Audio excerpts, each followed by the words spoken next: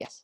So I want to welcome you all to the call today. And just a reminder of the goals of this Virginia Plastic Pollution Prevention Network. Our goals are to foster cooperation, communication, information sharing, and collaboration amongst groups and organizations that are working on plastic pollution prevention in Virginia. So that's our overall goal. And at this point, I think Christina is going to walk us through introductions. And I'll start, Christina, before I mute myself.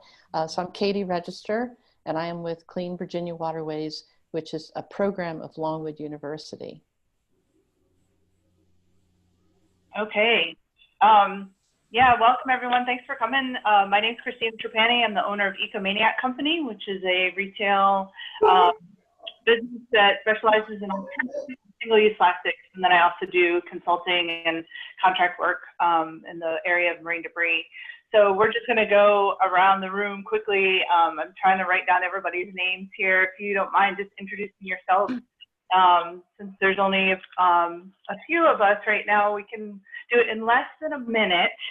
We're going to give you 30 seconds, but your name and just your affiliation and any quick updates if you happen to have any. And then I'm going to get back to, there's a few people that did request a little extra time, so I'll get back to those people at the end. So how about we start with Jessica? Hey everyone. My name's Jessica. I am the coastal planner with the Accomack Northampton Planning District Commission here on the Eastern Shore. That said, I also facilitate our Greenworks Committee and participate in and secretary for our waste watchers. So those are kind of the aspects that tie into the pollution for my job. And I'm currently working on a litter assessment to track the dollar amount of how much time, effort, and volunteers put into cleaning up litter, trash, plastics, everything. So jumping on in that hat. Wow. Sounds like a difficult task. Tom? It's been a Hi, I'm Tom Spray. I'm a consulting engineer with KCI Technologies. I've been involved in marine debris engineering, interception, measurement, management for a number of years. And in fact, I was just telling some of the folks before we got started, I just finished recording a session for the Water Jam Conference, which is virtual this year. That's the sort of collaboration between the Virginia Water Environment Federation and AWWA. And you know, it's one of those things you try to figure out who the best audience is for the discussion of marine debris, trash removal infrastructure. So I'm trying this group. I was unique in the lineup, and they just put me under emerging technologies, but I'm pleading for stormwater as a potential link too. So we'll see. My presentation's on Thursday, but it'll be running for, I think, 2 weeks.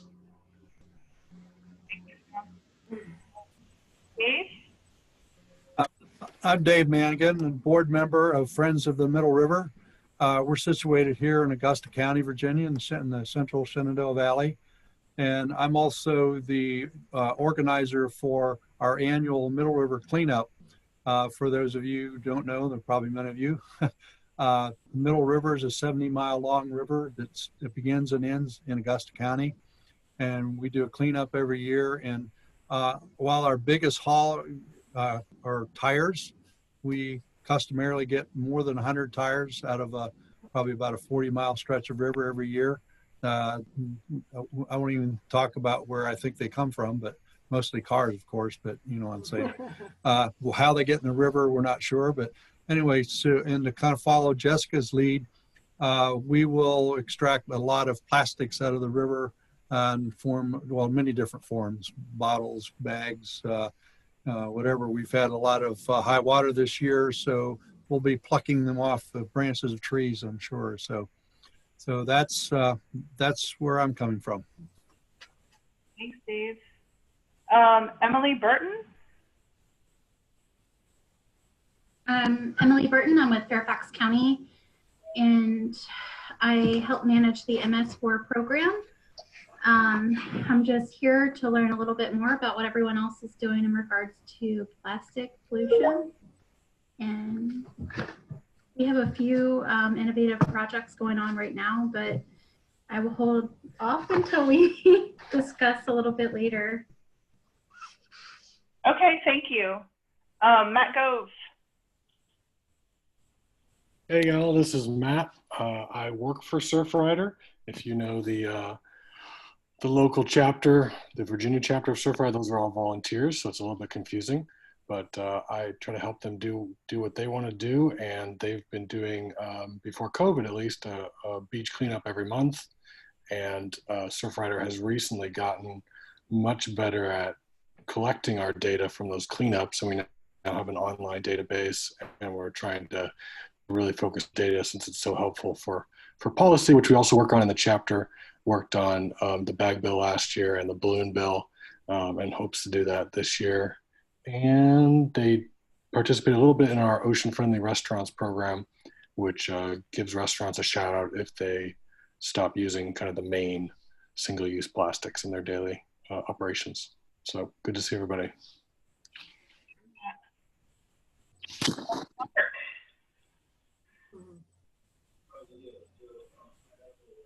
Mark Swingle. Hi, everybody.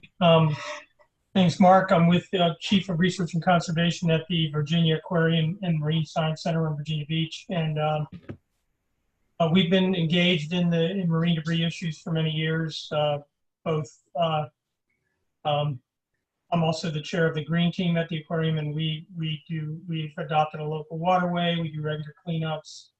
In fact, we're doing an international coastal cleanup this Saturday, a modified one with all the social distancing and everything else going on, but we're still pulling it off. We've been engaged in these issues for quite a long time. In recent years, very much so on the outdoor balloon release issue. As Matt mentioned, the plastics, single-use plastics issues are really important for us as an institution. And we're part of a coalition of aquariums in the nation called the Aquarium Conservation Partnership, and single-use plastics reduction and addressing the issue of marine debris is one of our major platforms that we have, our conservation platforms. So certainly been around and have worked with a number of you on the call as well. Thanks. Thanks, Mark. Veronica?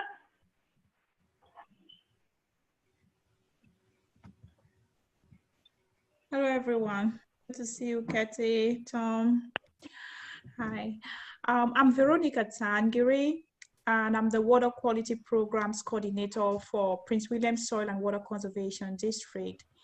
And we are engaged in water quality programs in as much as Adopt the Stream program, where we do have volunteers who go out and collect trash from the streams. We do also promote water quality monitoring. And here in Prince William County, under the water quality programs, we do work closely with the county to also collect the floatable data. And all of these, we use it for environmental awareness in the community and to help with the MS4 permit data that the county needs. And with plastic pollution, recently we came together as partners with JMU and Keep Prince William Beautiful, among other partners, for more into the plastic monitoring. Good to see you all as we all see what will be coming out from the meeting. Thank you. Thank you, Veronica. Nice to meet you. You're welcome. Virginia. Hi. Sorry, my camera has gone out again. Virginia Whitmer, the outreach coordinator for the Virginia Coastal Zone Management Program. If some of you aren't aware, that's a network of state agencies and local governments. And we delve into a whole host of issues, but one of them is marine debris. The program worked with all of our partners to produce, and Katie took the lead on coordinating this, the Virginia Marine Debris Reduction Plan, which is focused on reducing all kinds of debris. Recently, a program and I have been focused on reducing balloon litter with community-based social marketing work, and both in Virginia and actually within the Mid-Atlantic, working on a new campaign on that, the messaging actually at this point we're working on. And Katie will probably mention, but we hope that you will all participate in a film festival tomorrow night. It's online, where we'll showcase a new animated video on the impacts of balloon litter and alternatives to balloon release. Thank you so much.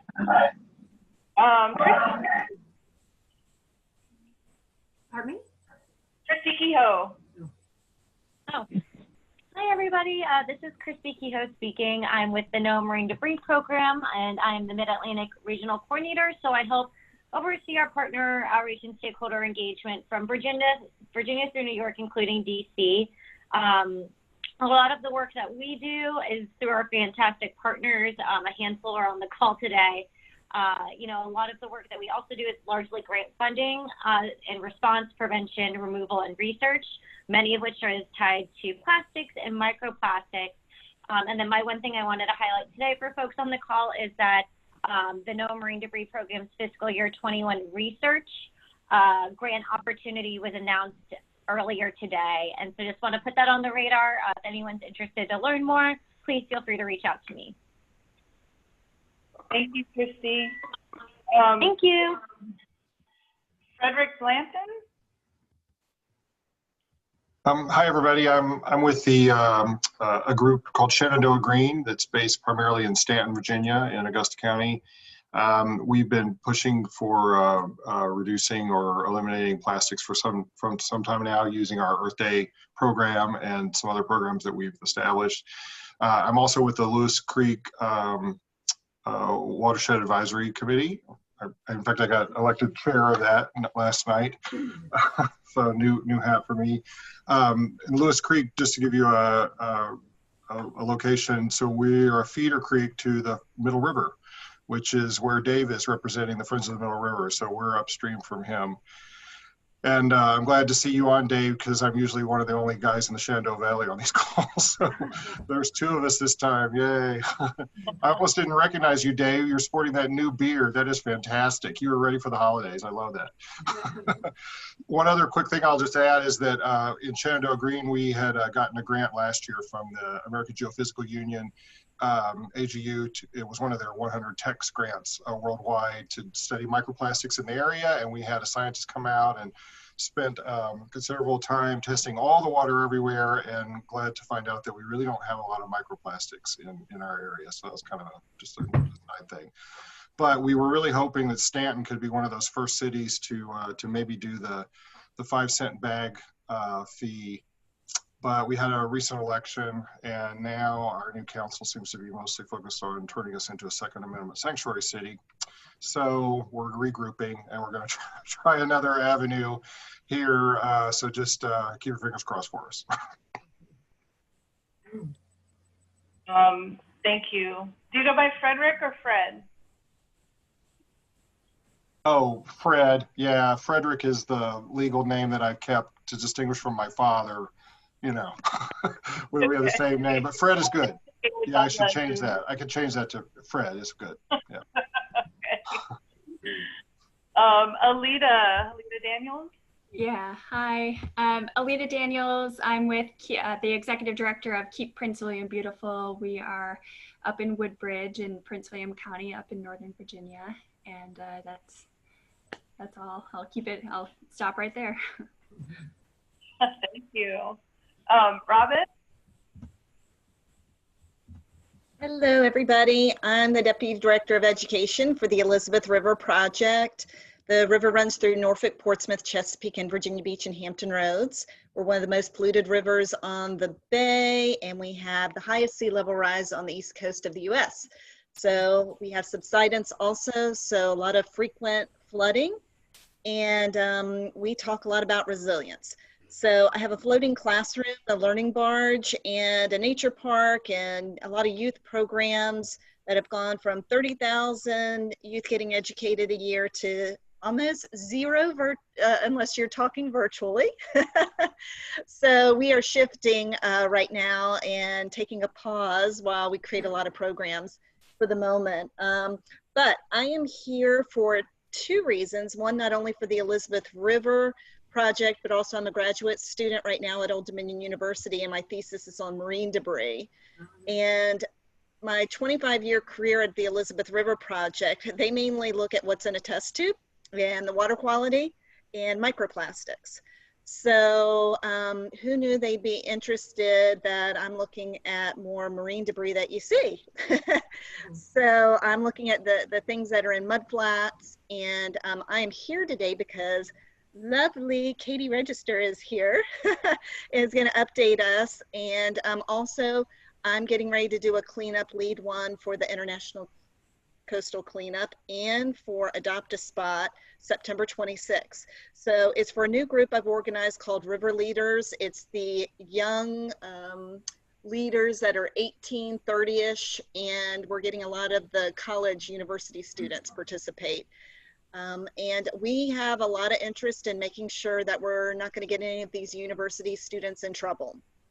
So I want to make sure, we saw yesterday an article come out that 16 kids were suspended at William and Mary for an event. And so I just finished actually a phone call with Old Dominion University, and I need to call Norfolk State and UVA because we've got kids that are going to be participating in this cleanup, and we want to make sure we don't get any of them in trouble. So I'm hoping you guys can give me all the latest and the greatest. And just real quick, I'll let you know that at ODU, they gave me the thumbs up as long as I'm keeping everybody in small groups of 10. But interesting enough, it's the police department that gave me the permission. Our plan for today is to talk about cleanups and then kind of discuss everything that's going on with COVID. So we'll definitely get back to that later on in this talk. I wanted to finish up with Carrie Thompson. She is going to talk to us. Freddie talked about the 5-cent tax in Staunton. They've started a petition in Arlington. And Carrie, can you, first of all, of course, introduce yourself and then tell us a little bit about what is going on in Arlington? Very good. Thanks, everybody. Hello, it's good to be here. I'm a relatively new board member on EcoAction Arlington after a long career, international career, doing some of these same kinds of things. So at another point, it might be interesting to talk about that. But so EcoAction is a locality-based grassroots environment stewardship and advocacy organization. Of course, we focus on Arlington, but we do partner and align with other organizations on Virginia-wide issues that we have a stake in. EcoAction has various programs to help low-income and other residents of the county to increase energy efficiency, install solar energy, build and paint rain barrels, plant trees, and also reduce their use of disposable plastics. So I'll pivot to what we do on plastics. We, as Katie mentioned, or Christina mentioned, we have a petition on our website, and I think we have a little blurb on the email that went out with the invitation that is seeking 1,000 signatures to urge Arlington County Board to enact the plastic bag tax that was authorized earlier this year by the Virginia legislature. We're getting there. I think we're up 70% of our 1,000 goal, and we really are hoping, and we are somewhat positive that the Arlington County Board will enact it. So we'll find out by January. We also have a youth-led group that runs a straw-free Arlington campaign. They work to encourage restaurants, fast food joints, convenience stores, in Arlington to reduce the use of disposable plastics. I've engaged with this group a little bit, and it's just really heartening to see the young high school kids leading the charge on this. So I'll pivot and I'll speak a little bit in more detail because I think this is one of the topics of the day, is the International Coastal Cleanup activity, which I understand EcoAction does yearly, or maybe even twice a year, I'm not sure, which we did last Saturday. And so I'll go ahead and give an update. Unfortunately, I wasn't able to participate. I didn't register on time, as a matter of fact, and we had limits, and we went over the limits. And we can talk more about this later, but one of the ways that we try to address the COVID issue is that we did it in 3 shifts of 20 participants each. So 20 is quite a lot more than the 10 limit that I just heard about. And I'll need to get a little more atmospherics about actually how they socially distanced when they did this. But so we had 45 registered participants. Unfortunately, because of the rain, only 22 showed up for the event. It rained on Saturday here. But we also, because of COVID, arranged for at-home participation online, and those folks helped with categorization of the types of plastics and other debris that was collected. There were 4 service project leaders who led the 3 shifts at Barcroft Park. Barcroft Park in Arlington is, we have a 4-mile run stream flows through that park into the Potomac. Our team used the Clean Swell Trash Tally app that's promoted by Clean Virginia Waterways, and 1 paper tally sheet. One of the comments, and I'm reading from notes from a participant, that the app doesn't have as many categories of trash as on the paper sheets. So they use the other category for some of the miscellaneous items on the app. So the group collected 25 bags of trash, 3 full bags of recyclables, mostly plastic water bottles, over 350 collected. Among some of the miscellaneous items they collected were cigarette butts and pieces of balloons, which both are prohibited in Arlington parks, but nonetheless showed up in the stream. It'll be revealing once we've completed the tally, which we haven't done yet, to compare what was collected this year and to see if the categories from the Clean Virginia Waterways yields the appropriate data for our MS4 reports to Arlington County. We're going to look at the categories and the amounts collected, compare it to previous years. And it was interesting for me to learn for the MS4 reports that EcoAction does after an event like this to Arlington. Apparently, Arlington is the first municipality, I don't know if it's the only one yet, to receive an MS4 permit that includes a quantitative pollution reduction requirement to clean up the Chesapeake Bay. So we report on what we pull out to Arlington County. And just to finalize, we also accompanied the event with a small fundraiser, 50% of which went to our local food bank, and the rest of the EcoAction programs, we raised $545. So, you know, it was pretty successful event all in all. The rain deterred a few folks, but we will take a look at what the trend has been over time in terms of the nature and quantity of debris pulled out of our streams. So that's it. Thank you, Carrie. Appreciate the update. I see there was 2 more people that joined. Who has the 757513 number?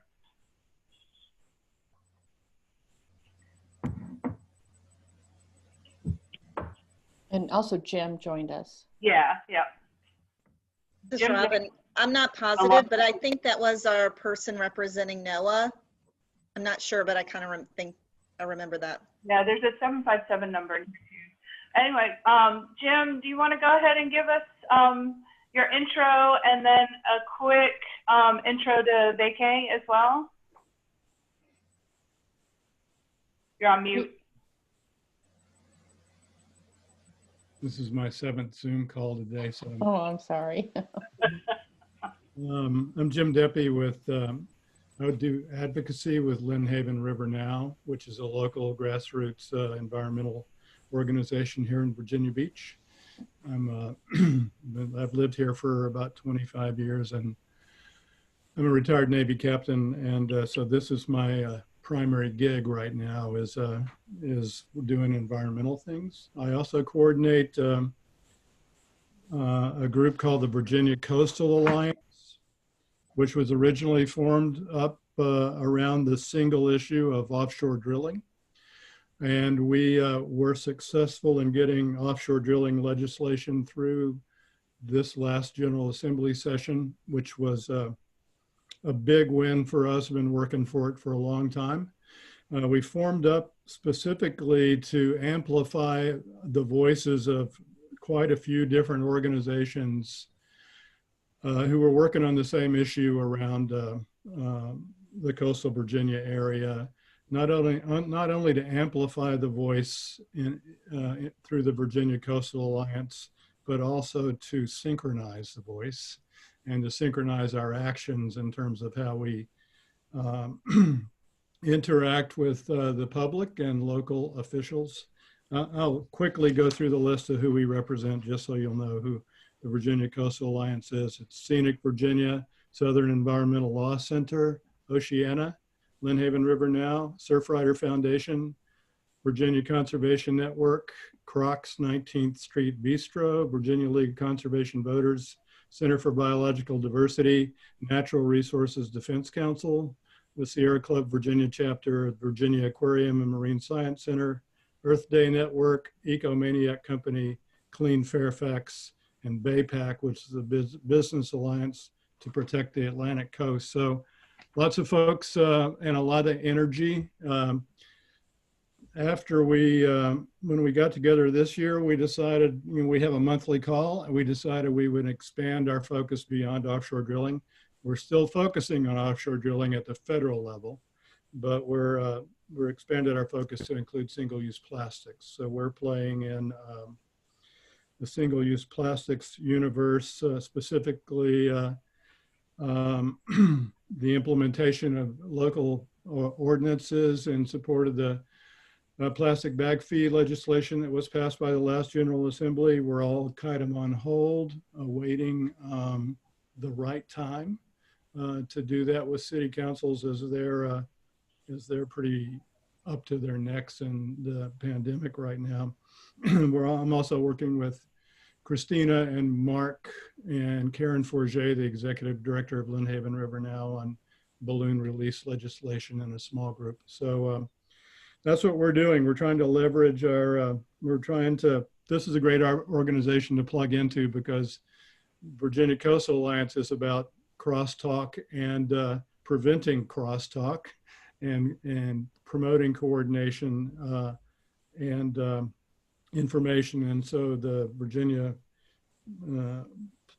Prevent Plastic Pollution Network is going to be a great thing for us in terms of resources and communication among and within the network. So thanks. Thank you, Jim. We're getting a little behind on time. Robin, I saw that you joined. Would you mind giving yourself, Robin Broder, a real quick introduction, who you are and who you're with? Hi, I'm Robin Broder. I'm Deputy Director of Waterkeepers Chesapeake, and we're the coalition of all the waterkeeper programs in the region. There are 3 in Virginia: James, Potomac, and Shenandoah. Great, thanks for joining us. Okay, so thank you everyone for joining us and introducing yourselves. It's so cool to see how many parts of the state are being represented today. So thank you all for being here. One of the things, if you were on the call last month or have read through our emails and our just our kind of to-do list and our descriptions, the main focus of this network is communication, and we feel like using some kind of online platform to help everybody communicate is going to be the easiest way to do this without overwhelming everyone's inboxes with emails constantly. So we're looking at a platform called Wild Apricot, and I've been playing with it. I am not a web designer, so don't judge. But basically, all right, let's see. Okay, so what this platform is going to do is allow us to create a website that some features can be accessed by members only. And we've kind of described our membership as people that are with organizations working on issues related to plastic pollution. So this isn't a free platform. So we're also going to have an aspect to it that is public, where the public that are interested in this issue can access information to the things that we want to make public. So whether it be to information about our organizations, updates, events, things like that. So this website is really interesting. It's very deep. There's a lot of components to it, but members can join through the website, and you can become a member. And right now it's free for everybody. Clean Virginia Waterways, I guess you could call them our main sponsor. So you'll be able to go in here and fill out all your information, your logo. If you filled out the survey that we did through Google, everything is actually on here, and I was able to import all that information from the Google survey into this website, which was nice. I didn't have to do it manually. But for example, the organizational activities, so any member or person from the public can come in to this website, and they would be able to search the directory eventually by subject, like litter prevention education or plastic pollution research, and see all the different organizations that are involved in that, and then dive deeper, hoping that we'll be able to do this in a way where they can, if they're in Prince William County, they can search regular volunteer-based litter cleanups and find out what organizations are doing cleanups in that area. So that is the ultimate goal. We've asked you to fill out the Google survey. If you've done that already, great, thank you so much. Hoping within the next couple weeks, we'll be able to switch over and have people go directly into the website to fill out their membership profiles. Once you become a member, and once I figure out how to do this, you all will be able to access your own profile, password protect it, and add information. And then the way this website works is we'll be able to have forums, so basically online chat rooms. So you can choose whether or not you want to join the discussion and get email updates on a specific time frame. So you're not stuck in this chat that you're not interested in, that, like a listserv. Some of these listservs, you might get into these 100 email discussions that you don't want to be part of. So this will help you filter that out as a member. So obviously still very much in the process of making this functional. Like I said, I filled everyone out. Let's see, Katie's in here. And so you can see this is the back end of the website where you will be able to go in and edit your information, add your logo. If you've joined a new work group, you can add that to your profile. If you started doing cleanups, you can add that to your profile. If you have an event, you'll be able to put an event on here. If you have a discussion you want to start, you'll be able to do that on this website. So it's a very powerful tool, I think, for the purposes of us communicating with each other in an effective way, and also making it available to the public for people that are interested in these topics. We can upload news articles like the one that just came out a couple days ago from NPR that people might be interested in, and even separate those by locality. So Virginia-based news, national news, international news on marine debris or plastic pollution. So that's just a super quick rundown of what we're working on as far as streamlining communication with this tool, with this website. And Megan Quinn, who's not on here with DEQ, she actually gave us a run through on a website that she works on. So we want to thank her very much for showing us this, because I really think it's going to be a real big help in communicating across the state. Not everybody is going to be doing beach cleanups, but there are certainly going to be river cleanups and stream cleanups and lake cleanups and things like that. And we want to make sure everybody in the state is represented. And this is, I think, going to be a great way for us to do that. I want to point out too that the list of options on the directory, like some organizations will check, yes, we do research, we do education, we do behavior change campaigns, but we'll probably want to run that list by a lot of you to make sure that we're inclusive of everything. For example, just now when Christina was showing that to me, I realized that we probably need a category for businesses that install in-stream removal and collection of debris. Tom, you would right now not have anything to check on the directory. So we'll run that list by you because we want to get it right from the start. This software, we're right now in a 30-day free trial. When we push the button and spend the bucks, we will then try to get more people, more organizations to join and fill it out. And at least for the first year, Clean Virginia Waterways will be sponsoring or underwriting the costs for this software. Maybe in the future, we can look at some membership or sponsorship fees, but yeah, I want to thank the Virginia Coastal Zone Management Program. It's through a grant from them that we'll be able to cover the first year costs for that.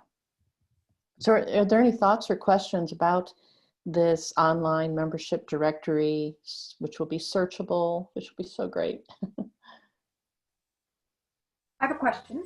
Mm-hmm. Is the membership by the person's name and email address, or is it by the organization? Because occasionally EcoAction may have somebody else participate or add information, and it needs to be equally accessible. So the way it's set up is you can sign up as an organization and you can be kind of the leader of that bundle.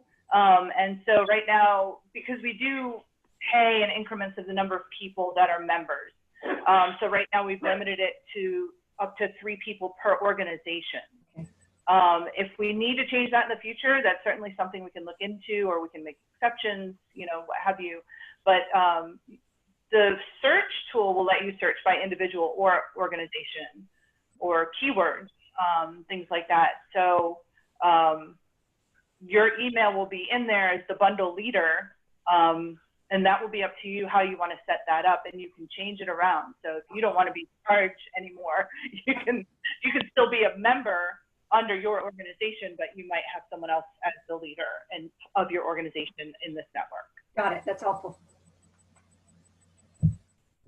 Yeah, Fred? Yeah, just a quick question about that. Is there a limit on the number of members that you can have, or could you set up something where we could pay a fee and have our 3 people, but if we want more people, we could pay more? Yeah, we're going to have to look into that. Right now, the software, if you have 99 or fewer members, like in the entire network, it's 1 fee. As soon as we hit 100, we go into the next category. So we're going to have to play this by ear.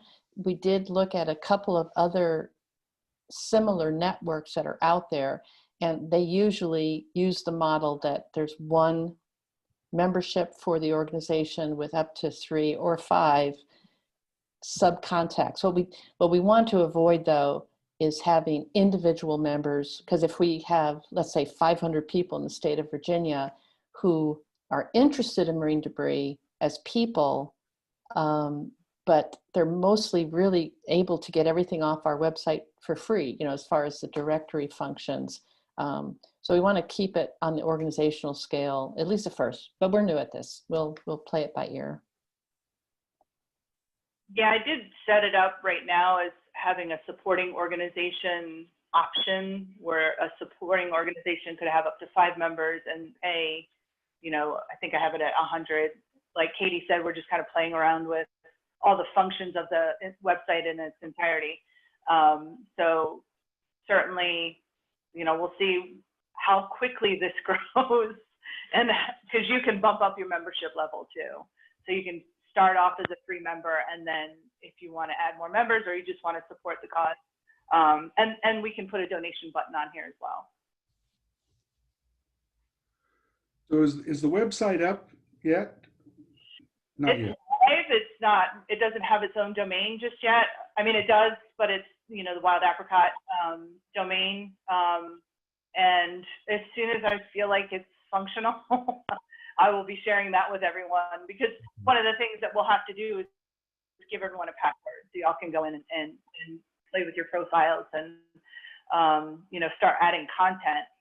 Obviously, Katie and I don't have a whole lot of time for giving, you know, adding everybody's updates to the website. So we're hoping that members will be able to do that themselves with some kind of moderation. Okay, thank you. Yeah, Fred? Yeah, just a different question this time. So could that website also be like a repository of reference material? Like one thing that came up multiple times here in this conversation was data cleanups and data collection from cleanups. And that really rings true with me all of a sudden, because when we had our AGU scientist, one of his takeaways was there's a lot of data. He went and looked at a lot of websites for data on cleanups and looking specifically for plastics. He found a lot of it in the coastal areas of Virginia, but he found zero data from the Shenandoah Valley, for instance. And so one of the you know, sort of outtakes of that grant study is that our group is pushing to do that. So we're leaning on folks like Dave and the Friends of the Middle River, who are busy pulling up tires, but to also maybe figure out a way to fill out data sheets. So I have a data sheet that we're using, but I'm very curious what everyone else is using, and if there's any sort of standard, and what are the data websites where a lot of this data is collected, because I don't even know if we're looking in the right place, and maybe the Shenandoah Valley does show up somewhere. Anyway, you get the gist of my thread here. Right. And actually, it's a huge question that many people over the years have talked about, that there are so many different groups that are collecting data using different protocols. And that's a worldwide issue, actually. I think that's a whole nother discussion that we need to have.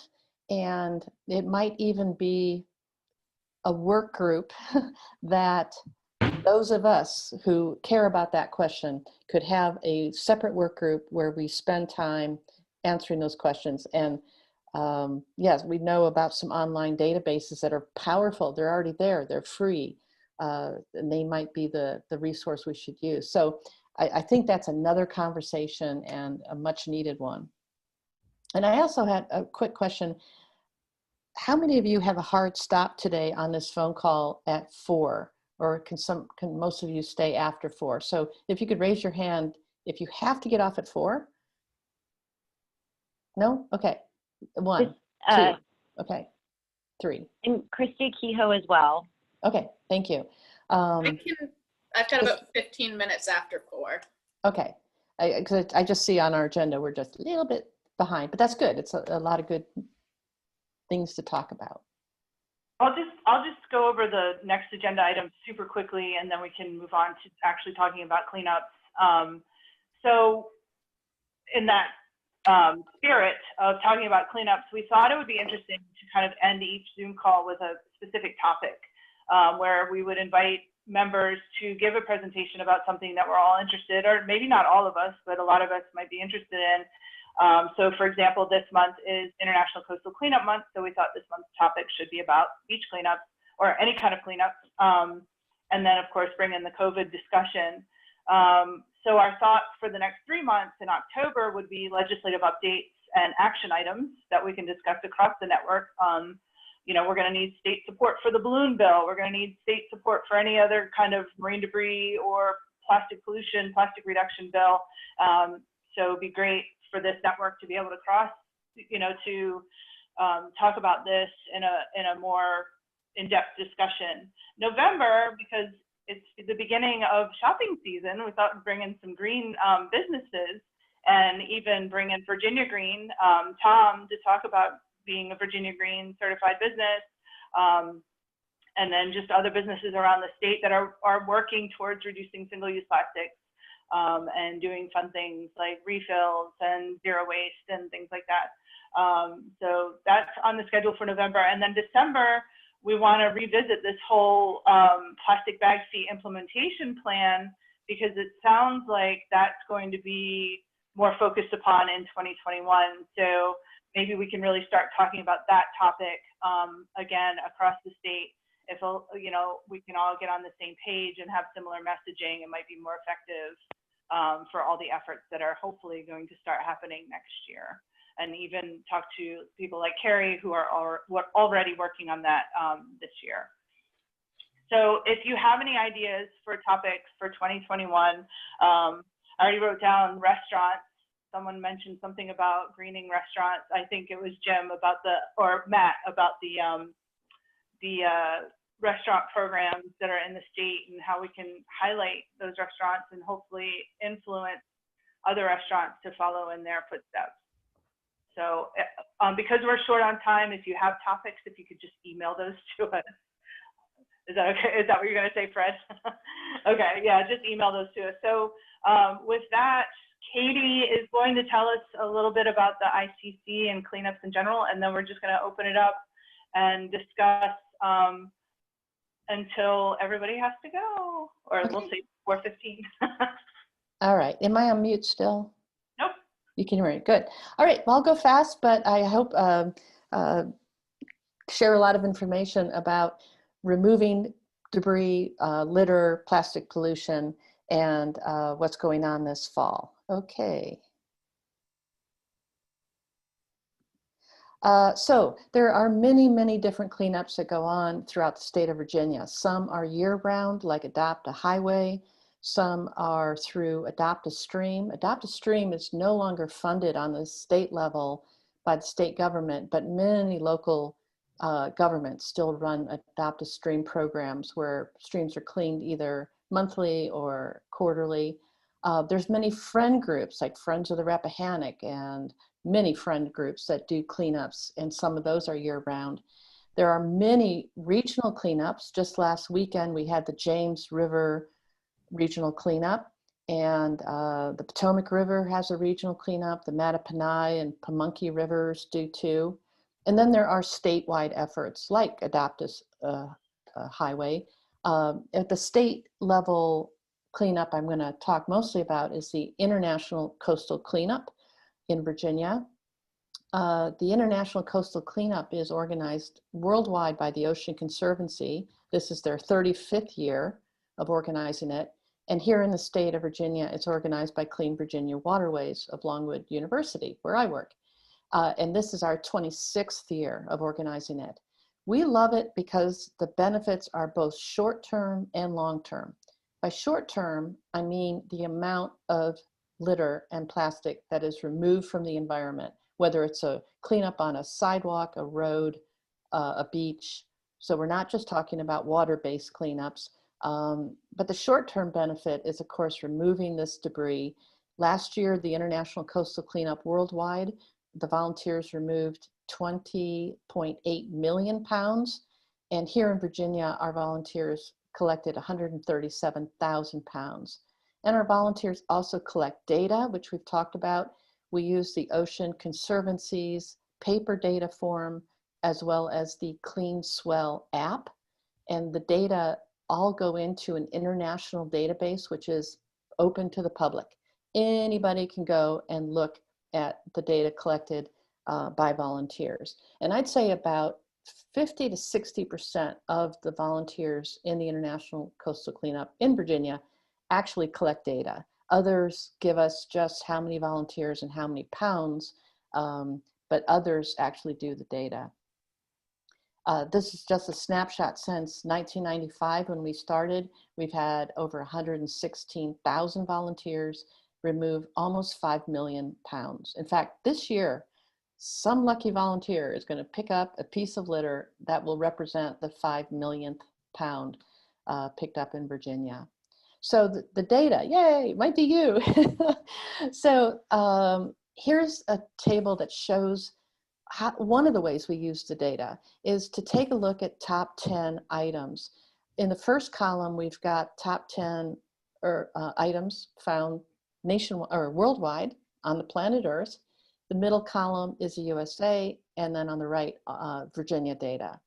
And you notice that on the Earth, the #1 item found this last year was food wrappers, which are mostly plastic. And this was the first time in 34 years that cigarette butts were not on the #1 slot internationally, worldwide. But you see cigarette butts are still #1 in the US and in Virginia. And just looking at the Virginia list, you see almost that entire top 10 list is made up of waste from what we eat and what we drink. It's almost all single-use packaging for food and beverage. If we could eliminate mismanagement of those items, the top 10 lists would look very, very different. But you'll also notice that the items on all three of these lists are very similar. They might be in different ranked order, there's slight differences, but basically this is about what we smoke and what we eat and what we drink. You might have also seen recently some media coverage about the fact that plastic food packaging now surpassed cigarette butts. And that's another important thing about cleanups, is raising awareness through the media.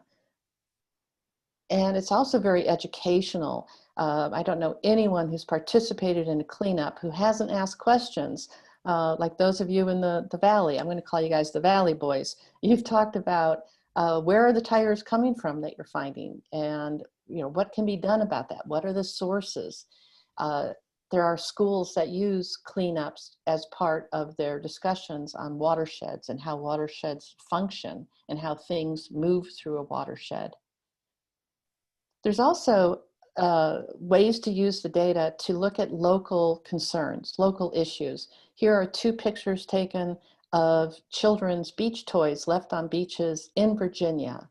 And so this is a local issue for those beaches.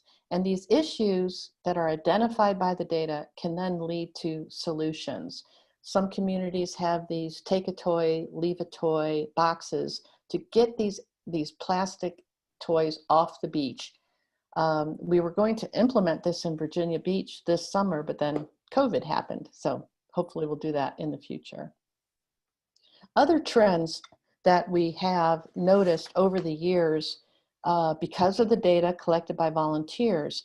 In the early days of the cleanups, volunteers were finding lots of glass bottles, metal cans, paper bags, and other items similar to that, but they have been increasingly replaced by plastic alternatives. So if you look at the data since 30 years ago, you see this shift towards more single-use plastics. Other ways that we use the data, as was mentioned earlier, the Virginia Marine Debris Reduction Plan was informed in great part by data collected by volunteers. It helped determine what the priorities were going to be for that plan. The data are also used with policies. For example, because of data collected by volunteers, every state park in Virginia has a policy against balloons, helium-filled balloons, and also sky lanterns. That was not a specific policy before, but again, data informed that. And then laws. Every year we get lots of correspondence from legislators and their staff wanting data. They want the hard numbers in order to understand how to craft legal solutions to some of these plastic pollution problems. And then finally, the data can help inform the development of behavior change campaigns, including one that was mentioned earlier by Virginia Whitmer of the Coastal Zone Management Program, a campaign to decrease people who intentionally release balloons into the environment. So cleanups this fall are going to be looking different. As already has been mentioned, smaller cleanups in order to have social distancing. For example, Saturday, I led a cleanup in Richmond that usually has about 80 or so volunteers. But this year we had 48 volunteers. We timed them to arrive at different times, so we didn't have all of them at the registration desk at the same time. And then we staggered their end time. And then we sent them geographically in different areas so that we could maintain social distancing. We also had, of course, gloves, hand sanitizer, pickup grabber tools, which also help. So that's one way that the cleanups are different this year. But I've also noticed that there's an increase in the number of cleanups this year. Scouts, especially, we've had a lot of Boy Scout troops find that, with sports being canceled in the schools, with overnight camping trips being canceled because of COVID, they're looking for meaningful, hands-on, outdoor, socially distancing options, and cleanups fit the bill. We've also had a lot more homeowner associations doing cleanups as well as families. So it's kind of a do-it-yourself cleanup this year. People can download a data card or use the smartphone app to collect data. So it's interesting. We're having more cleanups, but they are smaller. I also wanted to point out that the International Coastal Cleanup is held every September and October. That's been the way it's been for 35 years. But this year, Project Clean Stream, which is a program of the Alliance for the Chesapeake Bay, they're always in the spring, but they moved this year to the fall because of COVID. And now they're working very closely with Clean Virginia Waterways so that we can work together to increase cleanups throughout the Chesapeake Bay portion of Virginia. Also, the Great American Cleanup, which is organized throughout the US by Keep America Beautiful, they also shifted to the fall, and their window of cleanups is right now. So we've got a lot of options right now for people to get engaged. I also wanted to point out that this year, the data card for the International Coastal Cleanup has added PPEs. You see circled there, gloves and masks. So while we haven't had PPEs on in the past, it will help us get a grip on how big this issue is of people disposing of PPEs like in parking lots and such. And as far as getting the youth involved, as I mentioned with the Boy Scouts, I find this an interesting statistic. A poll of young Americans recently found that 71% of young Americans are more concerned about the environment than they are the economy. And I love the fact that 47% won't even date somebody who won't recycle. So I think that there's a lot of passion out there. And one of the great things about cleanups is that it's an effective way for everybody, but even youth who may not be able to drive, but they can go outside and pick up litter. So it's an effective way for them to make an immediate and tangible difference for their own environment. So that's just a real brief look at what some of the things we're doing.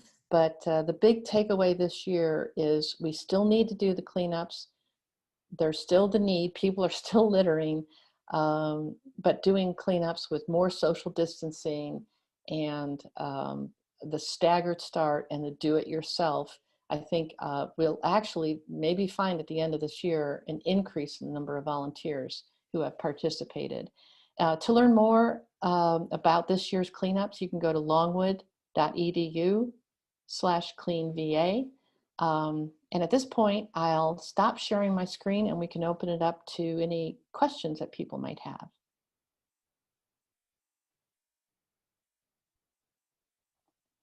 Any thoughts or questions or anything that you did differently with your cleanups this year so far? I have a quick question about how to track the number of bags. And this might be something that you were talking about earlier of it being a larger discussion, but I saw that you, in the presentation, that you track by the number of pounds.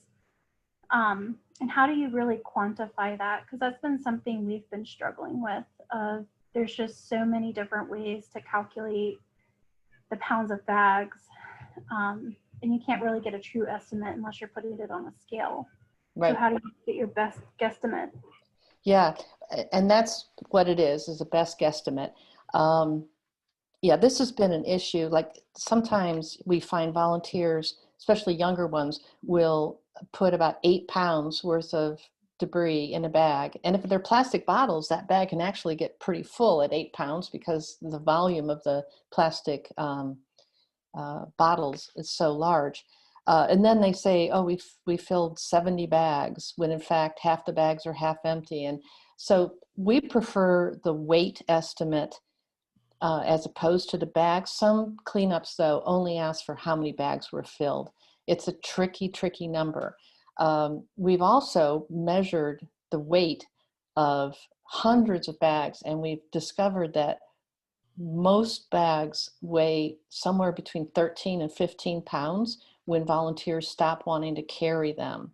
So when we are told by volunteers, oh, we've filled 50 bags, and if they don't give us a weight, the best we can do is guesstimate, take that 50 bags and multiply it by about 14 pounds just to get an estimate.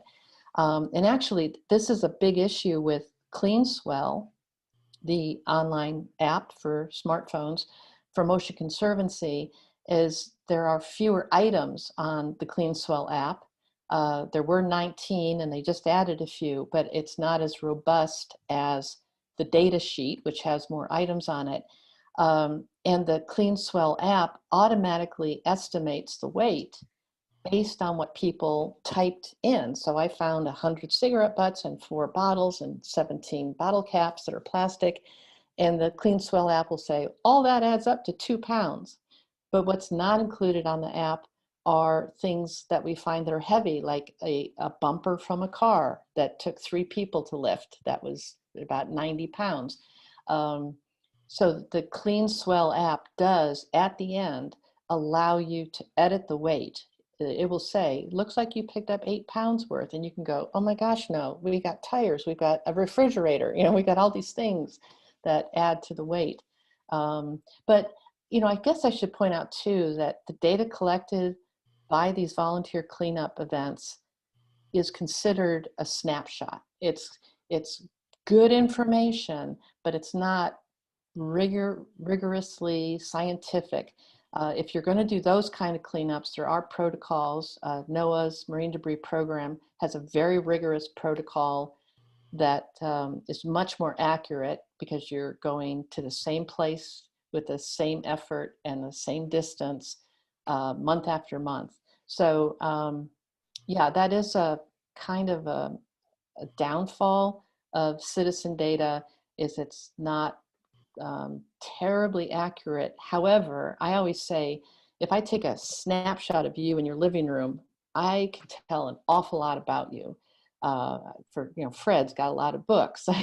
You can tell a lot from a snapshot, but it's not the same as a thorough inventory. So I hope that helped a little bit, Emily.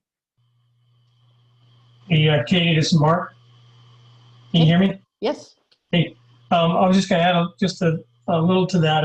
We've been doing cleanups now for, more than a decade, and we have good data for all the cleanups that we've done. And we, for those that may be interested, we invested in a little scale. It's a hanging scale. It's a digital scale. It's really easy to use. It's literally $35 or $40. And all you have to do is have a tree nearby or anything that you can hang it from. And we actually weigh everything. So all of our data is actual weights of material, with the exception of the occasional car bumper or something like that, which we might have to estimate. But almost everything else we weigh, and it is an interesting feature to add to your cleanups if you're able to do it, and if you're organizing them on a regular basis. And the other thing I would say is, people like it too. They love to come back and see, because they're all guessing how much they've got, and then you can tell them exactly what they have. And so that's kind of interesting as well. The last thing I was going to say is we are doing a cleanup this weekend, and Katie, you covered most of the things that we're going through. We actually had to get our cleanup plan approved by the city of Virginia Beach because we were doing, quote, a group cleanup. But so normally we'd have over 100 people at our site. That's common, but we're going to have literally about 25 people, I think, and people are checking in at different times. And we actually, if you're coming in a group, it has to be a group of people that is like a family group or something. In other words, you're already hanging around together, so therefore, you still should wear a mask. They're still required to wear a mask when they're checking in with us, but other than that, they're outside and they can do what they wish. But that's if they're in a group that's already together. So Anyway, we've had to jump through a few of those hoops as well. It'll be interesting to see how it goes. And we're going to send we have a big area, and we have the area already mapped out in different sections, so we can send people to different areas, and we're going to see how it works out. Yeah, that's a good point. It does take some pre-planning to say we can send 10 over here and 15 over there, not as one group of 15, but it does take some extra planning to make sure you can socially distance your volunteers. Yeah, Veronica. With regards to Emily's question on weight, us in Prince William County under the district, when we do our cleanups, we have the neighborhood service that goes and picks the trash when it is staged. And they take it to the landfill where they send back the measurements. So that is how we take our measurements in Prince William County. This weekend, we just had the Ocoquan River cleanup by one of our partners, and we had over 50 volunteers at these challenging times, and they were located at different sites. And more as we are trying to get real plastic data, I had to initiate plastic data recording this time, but I left it a little bit open to volunteers who are willing to collect the data, because most often you find people who like to go out and just collect trash, but they don't have the time to record any data. And what I realized was that even though I had some volunteers who willingly said they were going to collect the plastic data, they ended up not doing that. And what they told me was that it was a little bit challenging for them to collect the data while picking up the trash. So my question, what I would like to learn from all those who've been collecting data, like plastic data, especially when they are on water, how do you go about that so I can help my volunteer? You know, one of the things, and we run into this too, lots of volunteers love the data collection. Some of them think it just slows them down.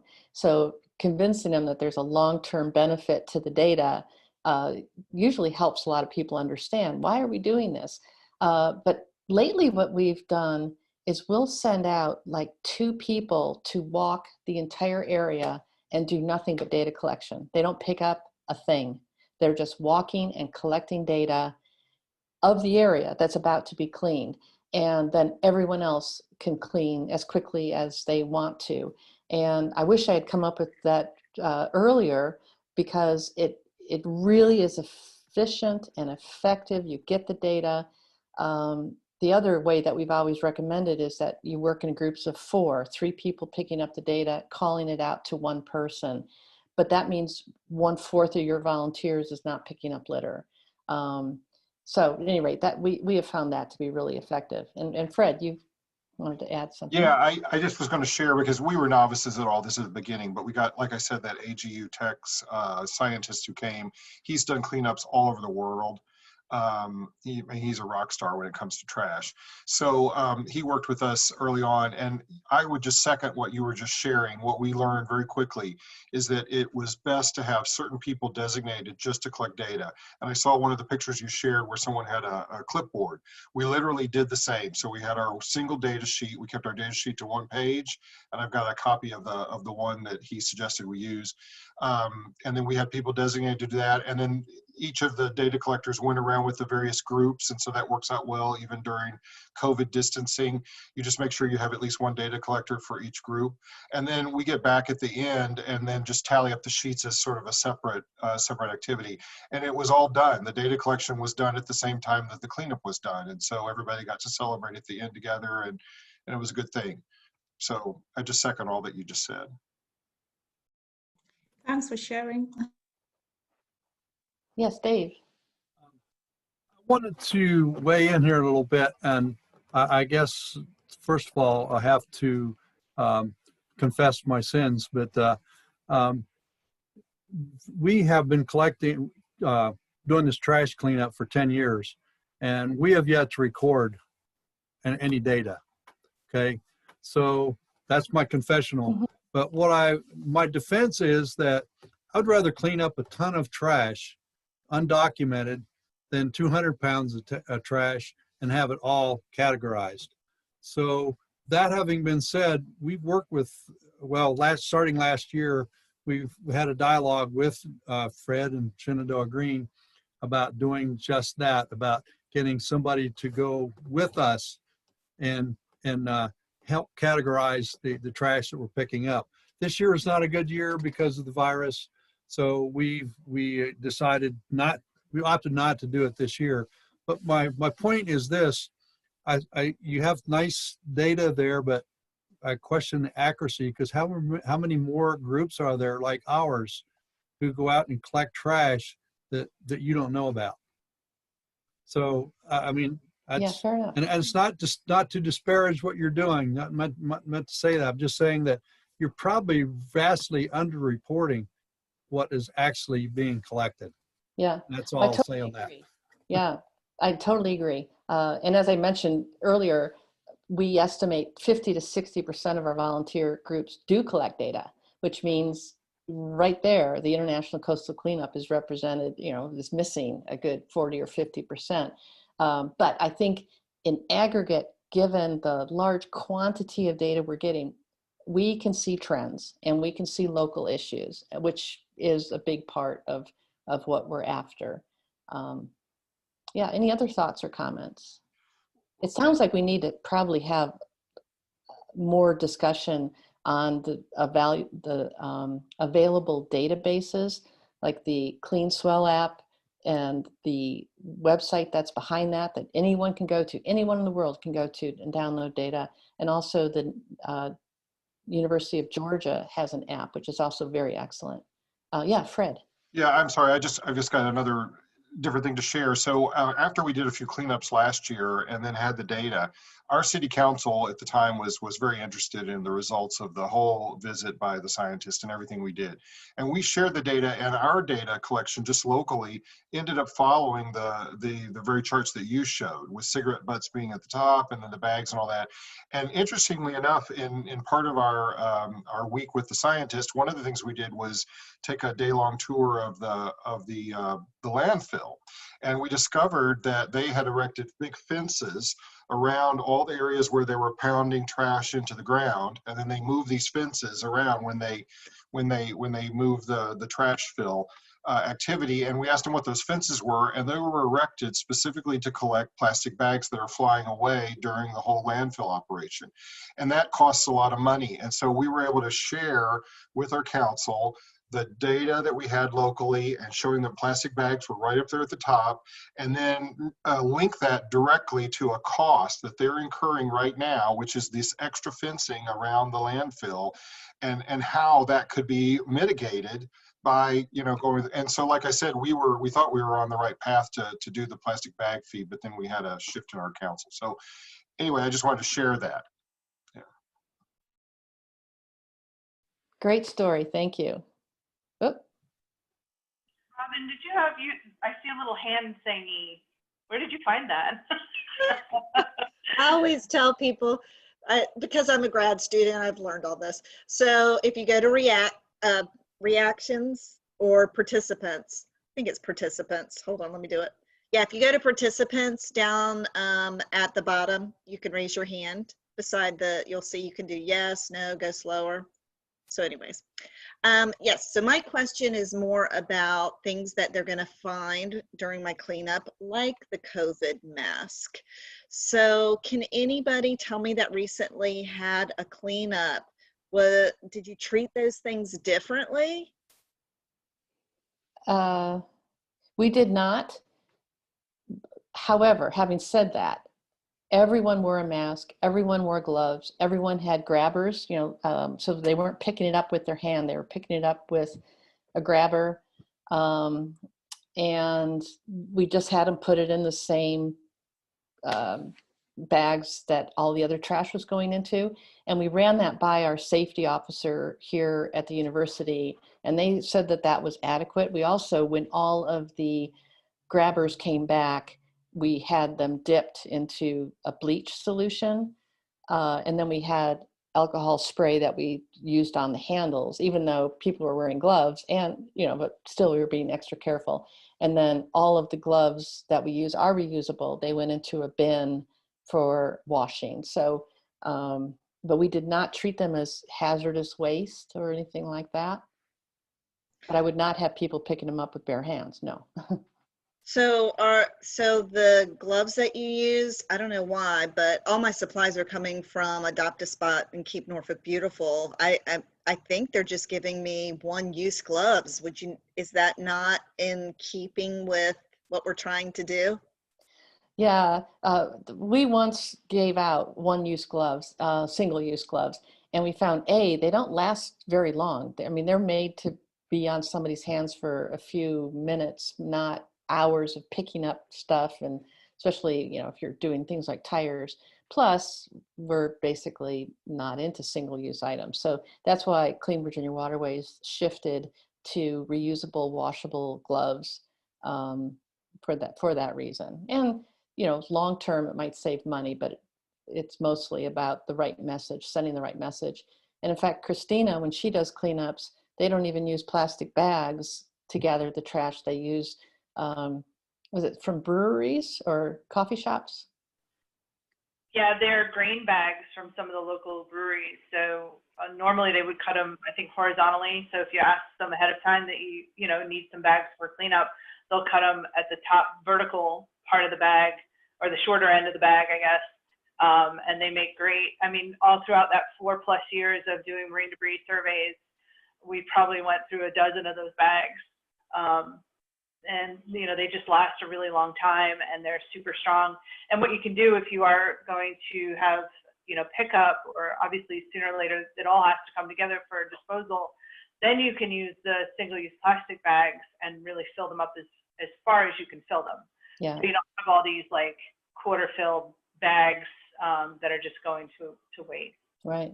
And something else that we've shifted to lately are 2-gallon buckets, blue buckets, just 2 gallons, 5 gallons too big and too heavy. And it's the same idea, is you'll send out your volunteers, they get their little bucket full or half full, and then they empty it into a trash bag so that the trash bags are full. The little buckets are also great for little kids because, you know, if you get some 7 and 8-year-olds dragging a big old 30-gallon trash bag, it's going to snag on everything and or get torn open. So the buckets are great for cleanups. Maybe not water-based cleanups from canoes, but along land they really work well, and they last forever because they're made out of plastic, right? But they're not single use. Christina, I might contact you since I'm planning this. Not a problem. O'Connor's has been great, and a few others in the area. So, yeah. Veronica, did you have a question too? I saw the little hand. Oh yeah, I did. What I wanted to add, oh, sorry about my background. What I wanted to add to the changes that have come with the COVID.